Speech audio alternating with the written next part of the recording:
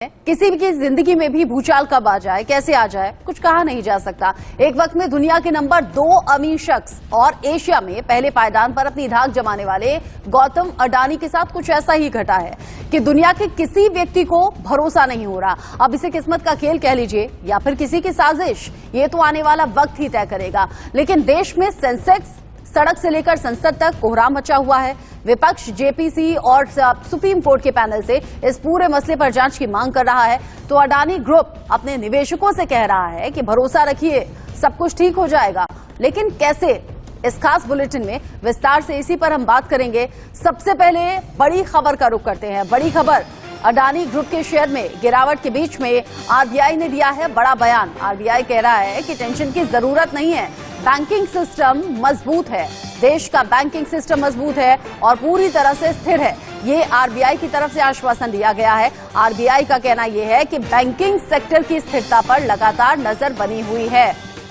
अडानी को लेकर जब इस तरह की अनिश्चितता की खबरें सामने आ रही हैं, कुछ निवेशक जो कि अडानी के शेयर में निवेश कर चुके थे, वो लगातार शेयर की नीचे गिरती कीमतों से भी नाराज हैं। साथ ही साथ उनकी चिंताएं भी बढ़ी हुई हैं। लेकिन इस बीच जब अडानी को ये बड़ा झटका लगा है, इस बीच आरबीआई अब सामने आया है और आरबीआई का कहना यह है कि देश का बैंकिंग सिस्टम मजबूत है, स्थिर है, किसी भी तरह से इसमें अनिश्चितता नहीं होगी, ऐसा आश्वासन लोगों को दिया गया है। कह रहे हैं कि टेंशन की जरूरत नहीं है। आरबीआई की पूरी नजर बैंकिंग सिस्टम पर है, उसकी मजबूती पर है, उसे स्थिर बनाए रखने पर है। अडानी ग्रुप के शेयर में गिरावट के बीच आरबीआई का ये बयान बड़ा माना जा रहा है, काफी ज्यादा खास माना जा रहा है, क्योंकि अडानी ग्रुप के शेयर लगातार नीचे गिर रहे हैं। ऐसे में उन निवेशकों की चिंताएं बहुत ज्यादा बढ़ गई हैं जिन्होंने अडानी के शेयर में इन्वेस्ट किया हुआ था। इस बीच अडानी ग्रुप के शेयरों में गिरावट पर एसबीआई ने भी बड़ा बयान दिया है। अडानी ग्रुप को 27,000 करोड़ का लोन दिया गया, ये एसबीआई ने बताया। साथ ही कहा, अडानी ग्रुप को दिए गए लोन पर कोई भी समस्या है नहीं। अडानी ग्रुप को शेयर के बदले लोन नहीं दिया गया, ये भी एसबीआई ने कहा। साथ ही कहा कि अडानी ग्रुप को जमीन के बदले लोन दिया गया है, शेयर के बदले कोई लोन नहीं है, इसीलिए किसी भी तरह से कर्ज को लेकर कोई खतरा नहीं है। एसबीआई के ग्राहकों को भी घबराने की जरूरत नहीं है। अडानी ग्रुप के शेयर जैसे जैसे बाजार में धड़ाम गिर रहे हैं, वैसे वैसे एसबीआई को लेकर सवाल पूछे जा रहे हैं, आरबीआई से भी सवाल पूछे जा रहे हैं। सोशल मीडिया पर ऐसी कई टिप्पणियां हैं जो आप इन दिनों बहुत ज्यादा देख रहे होंगे। एलआईसी को लेकर भी लोगों के मन में अनिश्चितता का भाव आ रहा है। इस बीच आरबीआई का सामने आना, एसबीआई का सामने आना और आश्वासन देना, ये बड़ी बात है। इस बीच अडानी मामले को लेकर जम्मू कश्मीर बैंक ने भी बड़ा बयान दिया है। अडानी ग्रुप को 400 करोड़ रुपए का कर्ज दिया गया। जम्मू कश्मीर बैंक ने ये जानकारी दी है। अडानी ग्रुप पर 240 से 250 करोड़ रुपए बकाया है अभी भी। अडानी ग्रुप को जो दिया गया कर्ज है वो पूरी तरह से सुरक्षित है, ये जम्मू कश्मीर बैंक की तरफ से भी कहा गया है। इस खबर को लेकर अब ज्यादा अपडेट के साथ संवाददाता मनोहर केसरी जुड़ गए हैं और साथ ही साथ वरिष्ठ अर्थशास्त्री की नजर से भी इस खबर को समझना जरूरी है।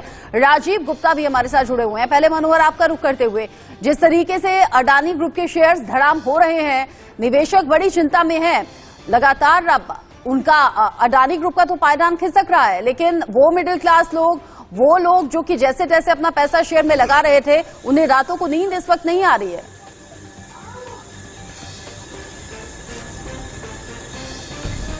देखिए, बिल्कुल आपने सही कहा कि जिस प्रकार से हिंडनबर्ग की रिपोर्ट आई और उसके बाद लगातार हमने देखा कि किस तरह से अडानी ग्रुप के शेयर मार्केट में उतार चढ़ाव रहा और ज़बरदस्त उतार चढ़ाव रहा। एक दिन में हमने उस दिन देखा कि 27% उसके शेयर गिर गए। लेकिन सबसे बड़ी बात यह है कि फाइनेंस मिनिस्टर निर्मला सीतारमण से लेकर के वित्त सचिव सोमनाथन हो या फिर सेबी हो या नेशनल स्टॉक एक्सचेंज हो, सभी लोगों ने और तमाम वित्त एजेंसियां इसे लेकर के एक्शन मोड पे नजर आ रही है। आरबीआई ने भी रिपोर्ट मांगी है और निर्मला सीतारमण ने कहा कि किसी को भी घबराने की जरूरत नहीं है। अगर वहीं हम सेबी की बात करें या एनएसई की बात करें तो उन लोगों ने भी अडानी के जो भी शेयर हैं सब पे नजर बनाए हुए हैं। चाहे अडानी एंटरप्राइजेस की बात हो, अडानी पोर्ट्स की बात हो, अडानी सीमेंट्स की बात हो, तो इन सभी शेयर पे नजर बनाए हुए हैं। हालांकि कल जिस प्रकार से सुबह में हमने देखा कि शेयर मार्केट अडानी का लगातार गिरता जा रहा था, लेकिन थोड़ी सी मामूली रिकवरी की है। वहीं अगर हम आरबीआई की बात करें तो आरबीआई ने कल एक प्रेस रिलीज जारी करके बताया कि किसी को भी डरने की जरूरत नहीं है।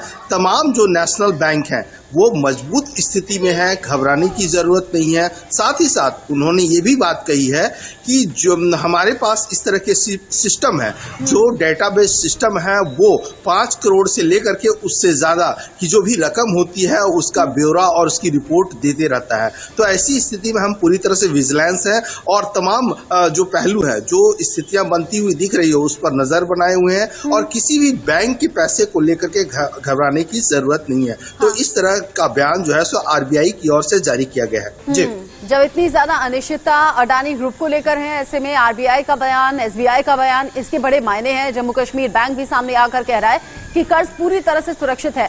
मनोहर, नजर आप बनाए रखिएगा, आगे भी आपसे अपडेट इस खबर को लेकर हम लेंगे और दर्शकों तक पहुंचाएंगे। राजीव गुप्ता भी हमारे साथ जुड़े हुए हैं। राजीव जी, पब्लिक डोमेन सोशल मीडिया एक ऐसी चीज है जहां पर लगातार अलग अलग मुद्दों को लेकर चर्चा होती रहती है और इन दिनों अडानी ग्रुप के गिरते हुए शेयर्स को लेकर और जो खिसकता हुआ पायदान है उसको लेकर अलग अलग तरीके से टिप्पणी हो रही है। लोगों की चिंताएं बहुत ज्यादा बढ़ गई हैं।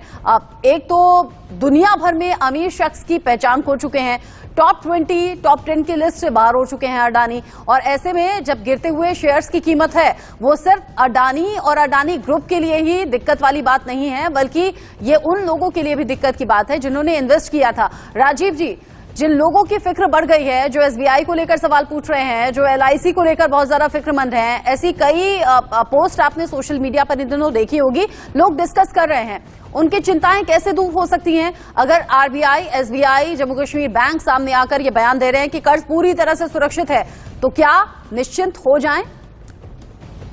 देखिए, मेरे को ऐसा लगता है कि इन्वेस्टर्स जो होते हैं वो बहुत ज्यादा कई बार इन्फॉर्म नहीं होते हैं, स्पेशली जो जनरल पब्लिक में इन्वेस्टर्स हैं वो इन्फॉर्म नहीं होते हैं और इन चीजों का ज्यादा अच्छा ब्यौरा तभी पता चल पाता है अगर वो जो बैंक्स या उनकी बैलेंस शीट वगैरह सब देख के आदमी बात करे। तो मेरी भी जितनी समझ कहती है वो ये कहती है कि जितना पैनिक हुआ है उतने पैनिक की जरूरत नहीं है।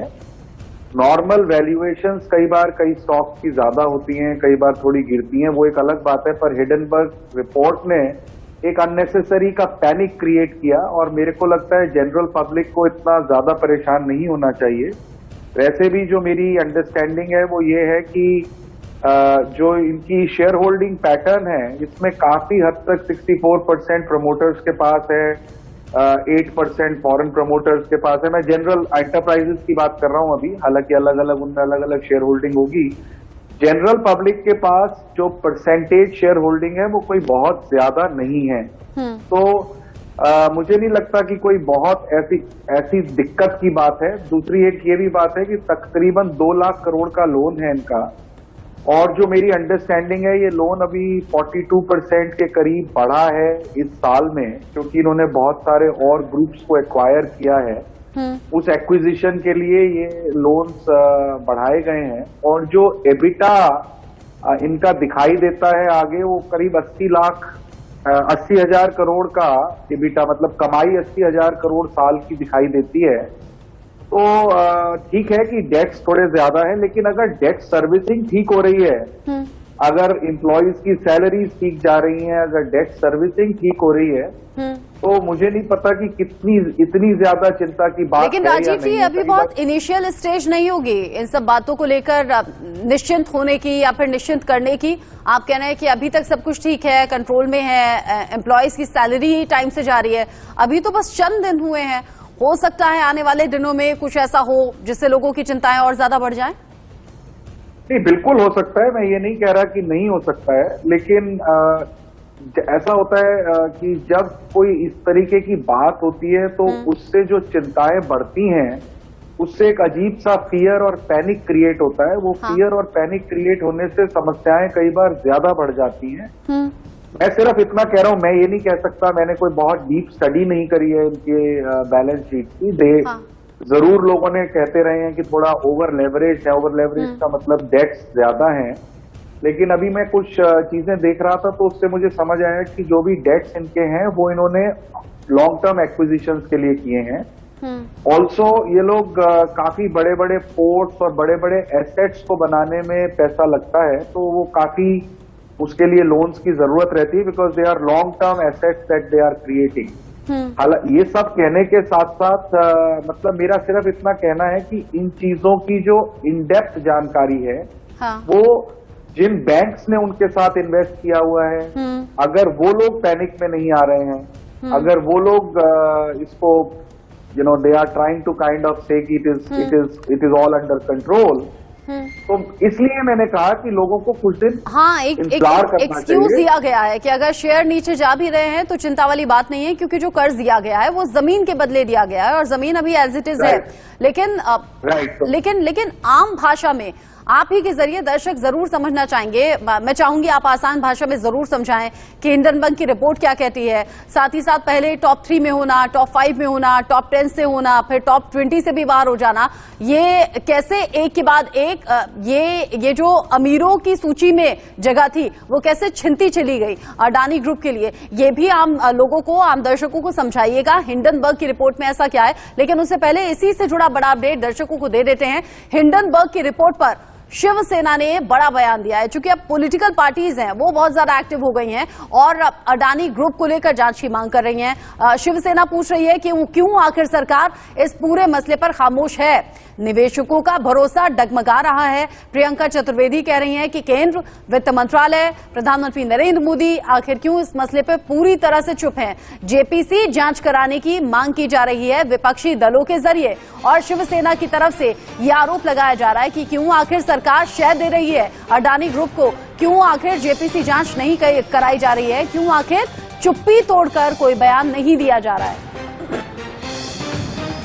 हिंडनबर्ग की रिपोर्ट को लेकर विपक्ष अब हमलावर है। सेबी अब तक रिपोर्ट पर खामोश क्यों है। हालांकि जब ये सवाल पूछा गया है उसके बाद से सेबी की तरफ से भी बयान सामने आया है और साथ ही साथ आरबीआई की तरफ से भी आश्वासन सामने आया है।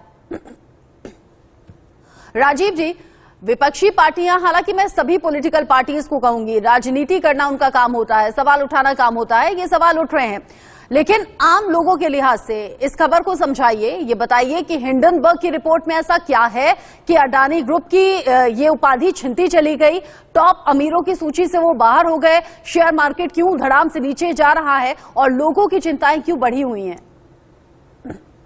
मेरे ख्याल से पहले तो ये समझना जरूरी है कि जब हम किसी को ये जो उपाधि आती है कि वो फर्स्ट रिचेस्ट आदमी है या नहीं है, ये कहां से आती है। देखिए, जैसे हम आम आदमी के पास घर में हमारे कुछ जमीन, कुछ जायदाद, कुछ शेयर्स, कुछ चीजें होती है, इससे एक आदमी की नेटवर्थ क्रिएट होती है। तो जो जितने भी बड़े बिजनेसमैन हैं उनकी नेटवर्थ, उनके जो शेयर्स होते हैं उसके शेयर के प्राइस से उनकी नेटवर्थ क्रिएट होती है। तो शेयर्स की प्राइसेस अगर गिरते हैं तो वो नेटवर्थ उसकी कम दिखने लगती है। क्या वो नेटवर्थ कम दिखने से उसके रोजमर्रा के किसी चीज पे कोई असर पड़ता है, नहीं पड़ता है, ये सब डिपेंड करता है कि वो जो उन्होंने लोन्स ले रखे हैं, फॉर एग्जांपल अगर उन्होंने वो लोन्स शेयर्स के अगेंस्ट ले रखे हों तो फर्क पड़ता है, क्योंकि बैंक्स के पास जो गिरवी है चीज, जो मॉर्टगेज चीज है, अगर उसकी वैल्यू बहुत गिर जाती है तो then banks can come under problem. पर जैसा इसमें अभी रिपोर्ट्स आ रही हैं, देखिए ये सब चीजें अभी धीरे धीरे रिपोर्ट्स आ रही हैं, किसी का भी कुछ कह पाना इसमें बहुत मुश्किल है, लेकिन जो अभी तक एक प्रॉपर एसबीआई और उन्होंने कहा है कि भाई जितने भी हमारे लोन्स हैं वो शेयर्स के अगेंस्ट नहीं है। इसका मतलब जो चीजें इन बैंक्स के पास गिरवी हैं, जो मॉर्टगेज हैं, वो एसेट्स हैं। एसेट्स मतलब उनकी जमीन, उनकी जायदाद, एक्सेट्रा एक्सेट्रा। इसलिए उससे उनके रोजमर्रा की जो रनिंग है जो रनिंग ऑफ दी कंपनी है उसके ऊपर कोई ऐसा नहीं है कि एक हफ्ते पहले में और आज में कोई फर्क पड़ गया होगा। हिंडनबर्ग की रिपोर्ट से पहले और हिंडनबर्ग की रिपोर्ट के बाद ऐसा कुछ नहीं है कि उसमें कोई फर्क पड़ा होगा। तो इन उपाधियों के चिन्हने या नहीं चिन्हने से कोई बहुत ज्यादा फर्क नहीं पड़ता है। टेस्ला का शेयर एक टाइम पे बहुत ओवर वैल्यूड था, उसके बाद वो टेस्ला का जिन दिनों में मुझे आप पैंडेमिक के दिनों में, क्योंकि सारे के सारे जो निवेशक थे, जो जितने भी इन्वेस्टर्स थे वो टेस्ला की तरफ जा रहे थे, तो एक टाइम पे उनका शेयर बहुत एक्सपेंसिव हो गया था। उसके बाद वो शेयर गिरा अबाउट मेरा जहां तक ख्याल है उनकी net worth has gone down by 30-40-50%। तो इन सब चीजों से कोई एक आम आदमी के लिए जितना मैं समझ पा रही हूँ राजीव जी, आप बता रहे हैं कि अगर वो अमीरों की सूची से बाहर निकलते हैं तो ये अडानी और अडानी ग्रुप के लिए झटका हो सकता है, लेकिन वो आम लोग जिन्होंने निवेश किया हुआ है उनके लिए अभी चिंता की बात नहीं है, क्योंकि जो लोन लिया गया है, जो कर्ज लिया गया है अडानी ग्रुप के जरिए, वो शेयर के बदले नहीं बल्कि वो जमीन के बदले लिया गया है। अब आगे मैं आपसे पूछूंगी कि आम लोगों को आप क्या सलाह देंगे, उन इन्वेस्टर्स को क्या सलाह देंगे, लेकिन उससे पहले एक अपडेट दर्शकों को दे दे। संसदीय कार्य मंत्री प्रहलाद जोशी ने बड़ा बयान दिया है अडानी मामले को लेकर। कह रहे हैं कि अडानी मामले में सरकार का कोई भी लेना देना है नहीं। प्रहलाद जोशी का ये बयान ऐसे वक्त में आया है जब विपक्षी पार्टी लगातार सवाल पूछ रही हैं और ये पूछा जा रहा है कि आखिर अडानी ग्रुप को लेकर सरकार की कोई भी प्रतिक्रिया या फिर प्रधानमंत्री मोदी की प्रतिक्रिया इस पर सामने क्यों नहीं आ रही है। अडानी मामले में सरकार का कोई लेना देना नहीं है, ये प्रहलाद जोशी की तरफ से सामने आई है बात। संसदीय कार्य मंत्री हैं प्रहलाद जोशी, इस वक्त पर बयान दिया है जब लोकसभा राज्यसभा में भी अडानी मामले की गूंज सुनाई दी है। विपक्षी पार्टियां जांच की मांग कर रही हैं। ऐसे में संसदीय कार्य मंत्री प्रहलाद जोशी कह रहे हैं कि अडानी मामले का सरकार से लेना देना कुछ है ही नहीं, इसमें सरकार की किसी भी तरह से कोई भूमिका है नहीं। अगर अडानी ग्रुप के शेयर नीचे गिर रहे हैं या फिर अडानी ग्रुप अगर टॉप 10 या टॉप 20 अमीरों की लिस्ट से बाहर होते हैं तो इसमें सरकार की किसी भी तरह से कोई संलिप्तता, कोई भूमिका नहीं है। राजीव जी, अगर अडानी ग्रुप को झटका लग रहा है तो ये अडानी ग्रुप के लिहाज से कैसा होगा, ये तो मैं आपसे बाद में बात करूंगी, लेकिन जो आम लोग हैं जिनकी बात हम लगातार कर रहे हैं और आम लोगों को ये खबर समझ में आए इसीलिए लगातार इस चर्चा को कर रहे हैं, अब जिन्होंने इन्वेस्ट किया हुआ है उन्हें सलाह आप क्या देंगे? देखिए, पहली बात है कि जो भी इन्वेस्टर्स इन्वेस्ट करते हैं वो अपने रिस्क पर इन्वेस्टमेंट करते हैं। मतलब वो ये सोच के अपने रिस्क पर करते हैं लेकिन मुनाफा कमाने के लिए करते हैं सर। हाँ, नहीं, मुनाफा कमाने के लिए करते हैं, लेकिन जब आप हर आदमी को ये बात समझनी जरूरी है कि जब आप शेयर्स में इन्वेस्ट करते हैं तो आप एक तरीके से उस कंपनी की हिस्सेदारी ले रहे होते हैं। हाँ। तो अगर उसमें मुनाफे होंगे तो आपको बेनिफिट होगा और अगर उसमें नुकसान होंगे तो आपको बेनिफिट नहीं होगा, मतलब लॉसेस भी होंगे। तो आई थिंक कि ये कोई मतलब अनटिल एंड अनलेस कि कोई बहुत बड़ा फ्रॉड हो जो कि छुपा हुआ हो, और वो फ्रॉड का भी मेरा अपना मानना ये है कि हर चीज के लिए हम लोग गवर्नमेंट को कटघरे में खड़ा करते हैं। गवर्नमेंट या प्राइम मिनिस्टर मोदी या निर्मला सीतारमन या कोई भी मिनिस्टर का या कोई भी गवर्नमेंट फंक्शनरीज का इसमें लेना देना है बैंकिंग सेक्टर का। अगर बैंकिंग सेक्टर ने उनके फंडामेंटल्स को न देख के कोई ऐसा काम किया है जिसमें उन्होंने उनको लोन्स उनकी बैलेंस शीट्स के कंपैरिजन में ज्यादा दिए हैं तो वो बैंक की प्रॉब्लम है। उसमें गवर्नमेंट को कटघरे में खड़ा करने का मुझे कोई ऐसा खास रीजन दिखाई नहीं देता है। हर चीज के ऊपर एक पॉलिटिक्स शुरू हो जाती है क्योंकि अडानी कहीं मोदी जी से क्लोज रहे हैं किसी टाइम में, ऐसा कहा जाता है। हालांकि अडानी ग्रुप तो मेरे ख्याल से कांग्रेस के टाइम से ही अच्छा कर रहा है and it has kept on growing over this thing. ये जरूर है कि पिछले 3-4 साल में उन्होंने ग्रोथ ज्यादा करी है। तो हर चीज के लिए गवर्नमेंट को कटघरे में खड़े करने का कोई औचित्य नहीं है। इसमें जो बैंकिंग इंस्टीट्यूशंस हैं, आरबीआई है, बैंकिंग इंस्टीट्यूशंस हैं जिन्होंने उनको लोन दिया है, उनको दोबारा से उसको देखना चाहिए ध्यान से कि भाई वो अभी क्या स्थिति है, उस स्थिति से कैसे इमर्ज होगा, क्या होगा। और अगर वो आश्वासन दे रहे हैं, हाँ। जैसे कल LIC का भी आ रहा था, LIC का less than 1% money is invested in Adani group. मतलब LIC, आपको समझना पड़ेगा कि LIC अपना पैसा कैसे कमाता है। LIC हम लोग लाइफ इंश्योरेंस कंपनी को पैसा देते हैं और हम उससे रिटर्न की एक्सपेक्टेशन करते हैं।